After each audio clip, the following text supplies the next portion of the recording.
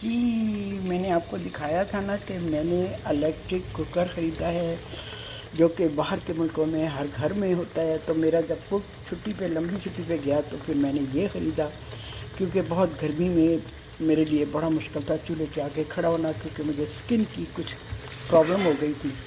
अब जनाब इसमें मैं फ़र्स्ट टाइम शलजम गोश्त बनाने लगी हूँ, तो देखें कैसा बनता है। अब तक इसमें मैंने पाए बनाए हैं, काबली चने बनाए हैं, लाहौरी चने बहुत मज़े के बने, पाए तो गल के बिल्कुल मलाई हो गए। और तीसरी चीज़ मैंने आलू गोश्त बनाई थी, वो बहुत मज़े की बनी थी। आज मैं शलजम गोश्त ट्राई करने लगी हूँ, तो जनाब जी देखें ये कैसे बनते हैं। तो एक्सपेरिमेंट्स इन पे मैं कर रही हूँ, इस कुकर पे मैं कर रही हूँ। अगर रिज़ल्ट अच्छा आता है तो मुझे इतनी खुशी होती है, मैं आपको बता नहीं सकती। तो आज मैंने कहा चलें शलजम गोश्त बना के देखते हैं। जी, तकरीबन 3 पाव के करीब मैंने गोश्त जो है ना पानी में भिगो दिया हुआ है, ताकि ये थौ हो जाए। और ये एक साइज़ के शलजम मैंने छील लिए हैं, और इसके बाद फिर देखिए मैं क्या करती हूँ। ये मैंने मसाले अलग करके रख लिए हैं। हल्दी है, लाल मिर्च पाउडर है, नमक है, लाहौरी नमक है, सफ़ेद ज़ीरा है भुना हुआ पिसा हुआ, बड़ी इलायची है, लौंग है, और इसके अलावा अदरक लहसुन की पेस्ट मैंने अपने पास रखी हुई है।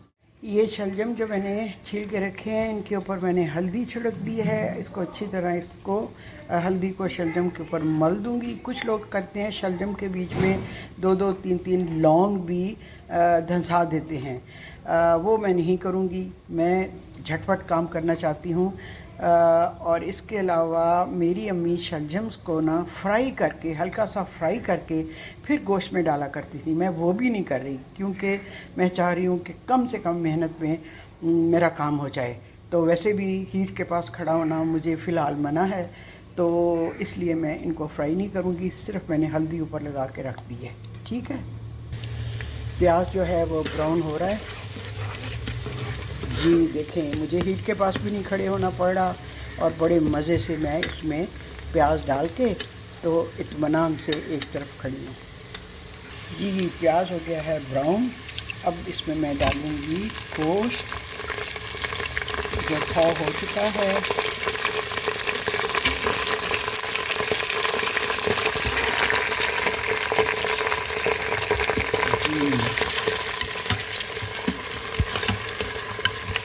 थोड़ा सा इसको भून के फिर इसके ऊपर अदरक और लहसुन की पेस्ट डालूँगी। इसमें अदरक मैं ज़्यादा डालूँगी, क्योंकि शलजम जो है ना वो गैस पैदा करते हैं, इसीलिए मेरा ख्याल है लौंग इसके ऊपर लोग धांस दे क्या कहें धंसा देते हैं, ताकि उसका बादीपन ख़त्म हो जाए। लेकिन मैं उसका तरीका ये करूँगी कि अदरक ज़्यादा डालूँगी। ठीक है, और उसके बाद नमक मिर्च जो मैंने आपको दिखाया है वो डाल दूँगी, और फिर देखें क्या करती है।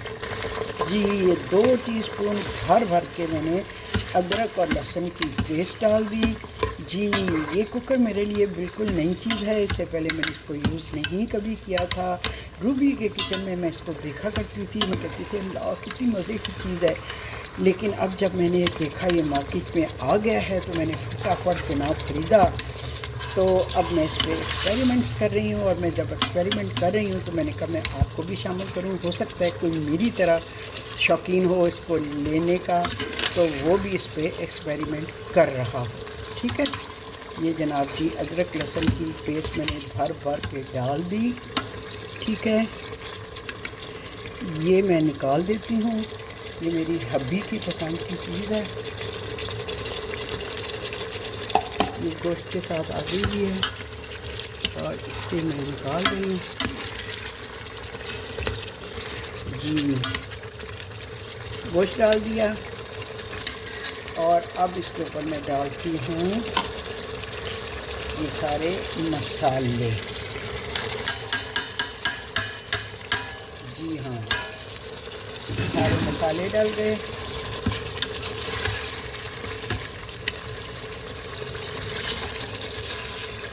और ये इसका टेम्परेचर क्या, इसका नंबर मैंने रखा हुआ है 100 के ऊपर, ब्राउन और 100 पे। ठीक, ये हो गया। अगर कि मैं इसको पका रही हूँ, लेकिन मुझे सामने से हीट नहीं लग रही, क्योंकि मेरी स्किन के साथ एक थोड़ा मसला हो गया था। इसलिए मैं अवॉइड कर रही हूँ चूल्हे की हीट से। ये हमने डाल दिया।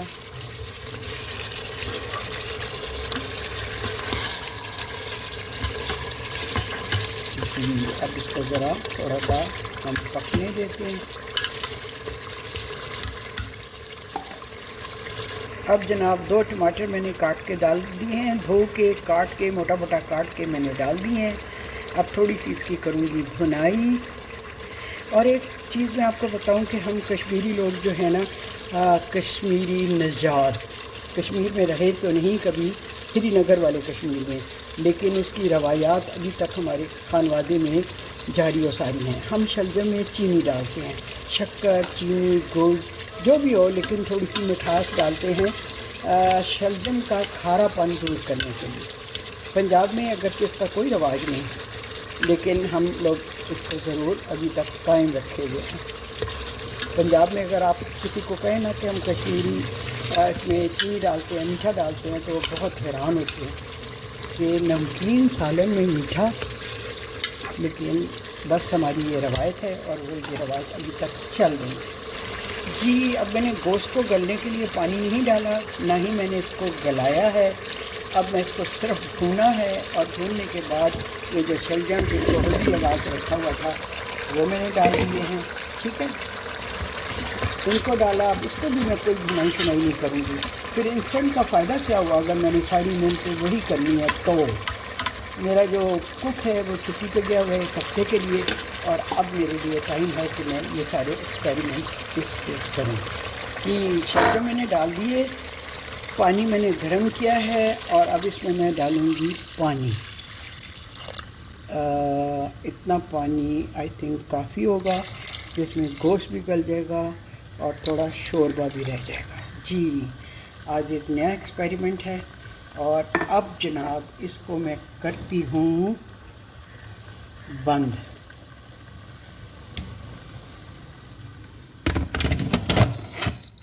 जी, और इसके बाद इसको कैंसिल करके अब मैं स्टार्ट करूँगी। और इसको मैं लगाती हूँ लैम्प पे, बीफ और लैम्प पे। ये है 40 मिनट्स। ठीक है, तो अब ये 40 मिनट्स में देखें फिर इसका क्या बनता है।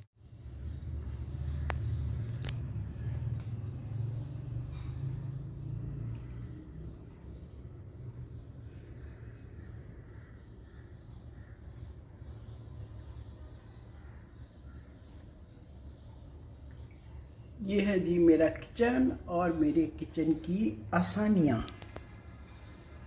जी। शलजम गल गए हैं, गोश्त भी बिल्कुल गल गया है। हालांकि मैंने इसको पहले नहीं गलाया था, इसको मैंने शलजम के साथ ही डाल दिया था। जी हाँ, गोश्त मैंने चेक किया है, लेकिन इस नतीजे पे मैं पहुंची हूँ कि पानी कम डालना चाहिए, क्योंकि गलने के बाद मुझे इतना ही पानी चाहिए था जितना कि गाढ़ा सा एक शोरबा होता है। ठीक है, लेकिन ये पानी अभी ज़्यादा है, पतला है। अब इसको मैं या तो तेज़ आंच पे इसको खुश्क करूं, या फिर जैसे निहारी में थोड़ा सा आटा मिला के डाल देते हैं ना, वो वाला ट्रिक मैं करूं इस पर। लेकिन आज के एक्सपीरियंस से मैं इस नतीजे पर पहुंची हूँ कि पानी कम डालना चाहिए, ताकि शोरबा जो है ना गाढ़ा सा पक के तैयार हो। हाँ, एक चीज़ मैंने आपके सामने नहीं डाली, वो थी चीनी। शक्कर डालें, चीनी डालें या गुड़ की डली डाल दें, ये आप पर मुनहसर है। लेकिन मुझे पता है पंजाब में ये चीज़ बिल्कुल नहीं पसंद की जाती, लेकिन मैंने अपना रीज़न बताया कि हम बचपन से अपने देख रहे हैं कि शलजम गोश्त में चीनी या गुड़ या शक्कर डाली जाती है। सो मैंने भी इसमें डाल दी है। और चूँकि मेरे हब्बी भी, उनका ताल्लुक़ कश्मीर से ही है, तो इसलिए वो भी पसंद करते हैं इसमें थोड़ी सी मिठास डली हो। अब सिर्फ इसमें जो कसर रह गई है ना, वो मेरे हिसाब से शोरबा पतला है, तो इसको शोरबे को गाढ़ा होना चाहिए, बिल्कुल ग्रेवी की तरह इसको गाढ़ा शोरबा होना चाहिए। तो इसके लिए फिर मैं ये करती हूँ, या तो थोड़ा सा आटा पका के, भून के आटा, वो इसमें मैं डाल देती हूँ, या फिर इसको मैं ढकना खोल के फिर इसको पका के खुश्क कर दूँ।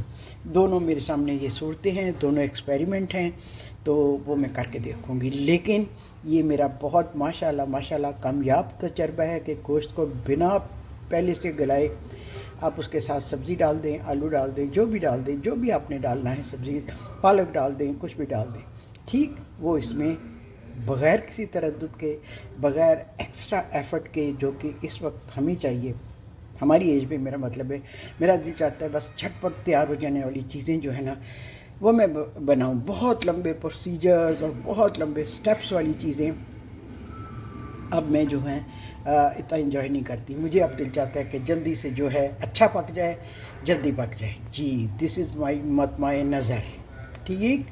तो अब इसको गाढ़ा करने के लिए मैं कुछ करती हूँ, लेकिन फ़ाइनल लुक और फाइनल फाइंडिंग्स मैंने आपको अपनी बता दी, ठीक। ये देखें जी, 40 मिनट्स में ये सारा कुछ हो गया और मैं इसको रख के चली गई थी। उसके बाद मैंने जब भी मुझे टाइम मिला मैंने आके देखा, it was all done. Okay, अल्लाह हाफिज़। मैंने आपको अपने आज के एक्सपेरिमेंट में शामिल किया। इससे पहले मैंने आपको बताया कि मैं क्या क्या बना चुकी हूँ और दैट वाज वेरी गुड। मैं किसी चीज़ की पब्लिसिटी नहीं कर रही, ना ही ये मुझे फ्री मिला है, मुझे पेमेंट पे ऑनलाइन मैंने मंगाया था। जी हाँ, बिल्कुल। तो मैं सिर्फ कंफर्ट के लिहाज से, जो ज़रा एल्डरली लोग हैं और अगर उनको ख़ुद करना पड़ रहा है तो उसके लिए, जैसे बाहर के मुल्कों में ख़ुद सबको करना पड़ता है, उन सब ने ये रखे हुए हैं। लेकिन मैंने चूँकि कभी इस्तेमाल नहीं किया था तो मैंने फिर ज़रूरत जब महसूस की और जब मुझे स्किन का मसला हुआ और फिर मेरा कुक छुट्टी पे गया तो ज़रूरत के तहत मैंने इसको मंगाया और मैंने इसको बहुत यूज़फुल पाया। Okay, thank you for watching and अल्लाह हाफिज़।